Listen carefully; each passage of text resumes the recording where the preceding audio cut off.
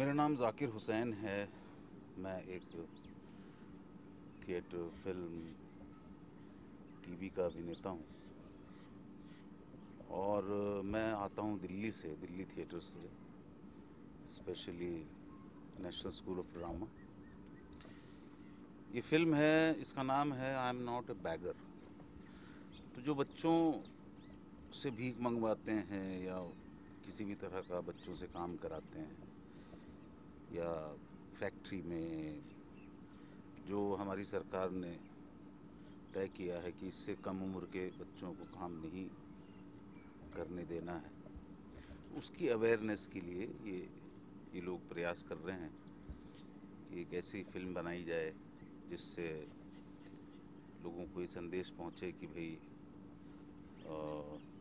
बाल मजदूरी या बच्चों का शोषण किसी भी तरह का वो जो है बंद हो।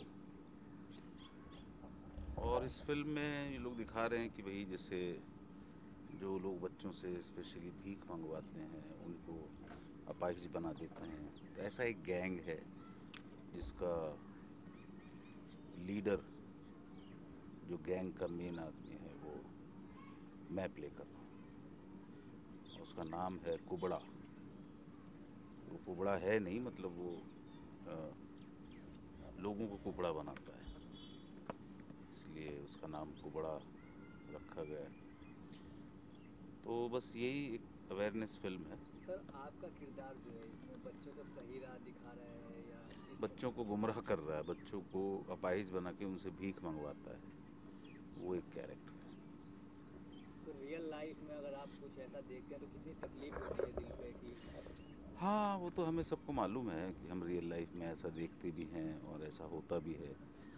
और इस बारे में कई सारी फिल्में बन भी चुकी हैं, स्पेशली भीख मांगने को लेके। जैसे ट्रैफिक सिग्नल बनाई थी मधुर भंडारकर ने, वो भी एक अच्छा प्रयास था और अच्छी फिल्म थी।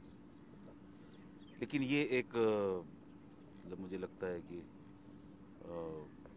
बहुत ही क्रूर तरह का बिजनेस है लोगों का। ऐसा ही कुछ स्लम डॉग मिलियनेयर में एपिसोड था एक, कि उसमें बच्चों से भीख मंगवाते हैं, वो सब करते हैं। तो ये समाज में नहीं होना चाहिए, इसके लिए अवेयरनेस के लिए ये फिल्म बनाई जा रही है।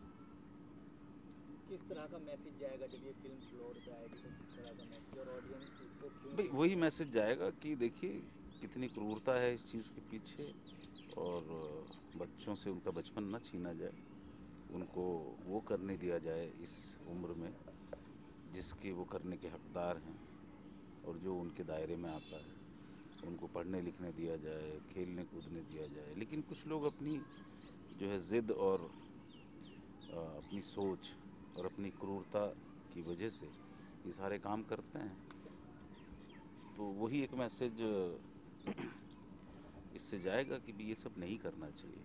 चलते चलते एक आखिरी क्वेश्चन सर, ये बताइए आपके आने वाले कुछ और प्रोजेक्ट जो आप आने शेयर वाले करना प्रोजेक्ट्स में एक तो साहब बीबी और गैंगस्टर 3 है, फिर और कुछ चीज़ें हैं, बातचीत चल रही है, देखते हैं क्या होता है। चाहेंगे? Okay, thank you. World, not only in India or any other country, it happens everywhere. And they get molested, they get tortured, so and then they are begging to save them. And I believe in one thing: anything or everything happens, somebody or other is watching, but we don't pay attention. We just keep walking. We are so busy in our own life, and we just becoming selfish, I guess. Everybody knows what's happening, but nobody pays attention. So this movie is just a reminder to remind everyone: if you see something wrong happening anywhere, please stop. Please stop. Maybe if you stop for 1 minute, it might save someone's life. It might make a big difference in someone's life. So that's what it is, you know. आपका किस तरह किरदार है, अगर इसमें जानने की कोशिश की जाए कि आप क्या बच्चों को सपोर्ट करती हुई नज़र आएंगी या उनको गलत राह तो मैं बच्चों को सपोर्ट कर रही हूँ इस मूवी में, उन्हें मैं बचा रही हूँ। अगर मैं कहीं पे अन्याय होते हुए देख रही हूँ तो मैं रुकती हूँ और देखती हूँ और लोगों से बात करती हूँ that is this child belongs to you, and if not, what are you doing to this kid. तो हमें बस एक स्टेप उठा के we have to stand for them, we have to stand up for them to help them. These kids are innocent, they don't know anything, they get nervous, they get scared, they get tortured. उनका मासूम सा बचपन, तो उन्हें, बच्चे बहुत मासूम होते हैं, उन्हें पता नहीं है कि क्या गलत है या क्या सही है. हम जैसे लोग ही आगे बढ़कर उन्हें मदद कर सकते हैं. And I believe in one thing, every child who is born has to have a right start, क्योंकि education is very important. And education gift नहीं है, it's a right, it's a every child's right. ये कोई gift नहीं है कि किसे मिली और किसे नहीं मिली, सबको मिलना चाहिए, सब बच्चों को मिलना चाहिए. बेसिक एजुकेशन बहुत इम्पॉर्टेंट है. अगर उन्हें बेसिक एजुकेशन ही नहीं मिलेगी तो वो अच्छे नागरिक कैसे बनेंगे, अच्छे इंसान कैसे मिलेंगे, उनको सही और गलत में कैसे फ़र्क पड़ेगा, कैसे नज़र आएगा जब उन्हें कोई एक्सपीरियंस ही नहीं होगा.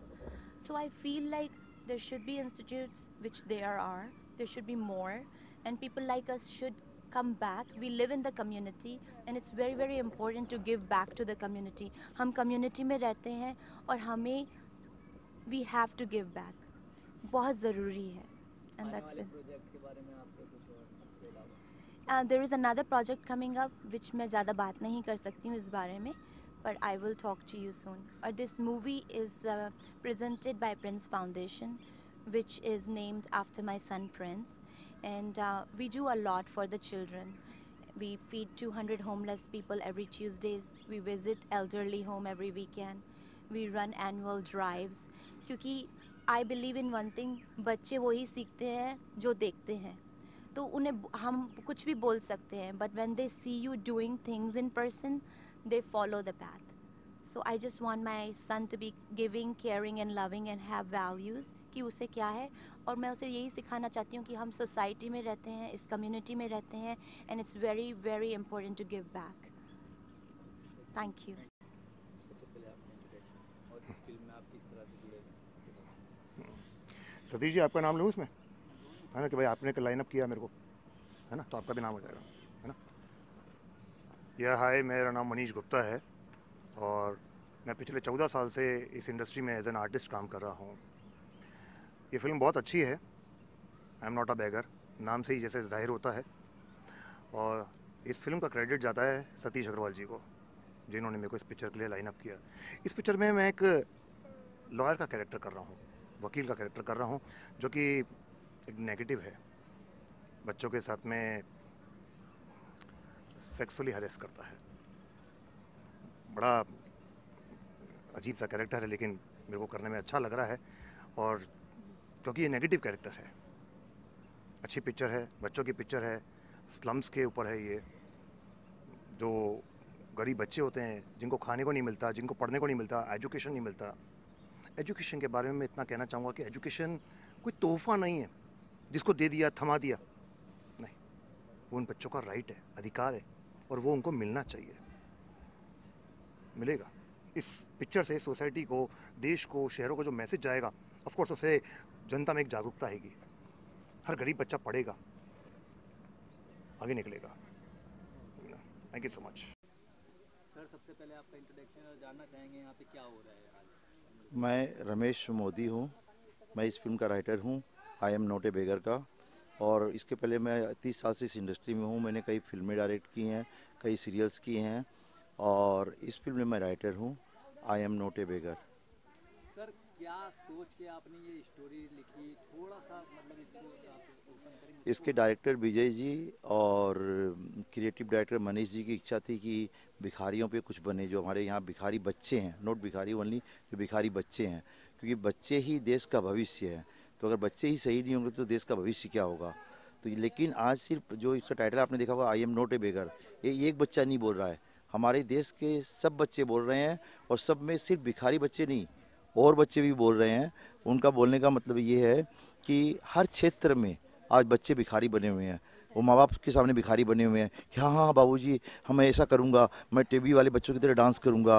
वो टीचर्स के सामने बने हुए हैं, हाँ हाँ मैं ऐसा करूँगा. हर जगह बच्चे भीख मांग रहे हैं, हर जगह बच्चे गिड़गिड़ा रहे हैं. वो सब बोलना चाहते हैं कि I am not a beggar, I am not a beggar. ये सिर्फ सड़कों के भिखारियों की बात नहीं है, ये भिखारी बच्चों की बात नहीं है। कहीं उनका यौन शोषण हो रहा है, कहीं उनके साथ में अलग चीज तरह के अपराध हो रहे हैं, कहीं किडनैपिंग हो रही है। इन सारी चीज़ों को लेकर ये एक फिल्म है, बहुत ही खूबसूरत ढंग से लिखी हुई, बहुत ही खूबसूरत ढंग से इसको पिक्चराइज किया जा रहा है।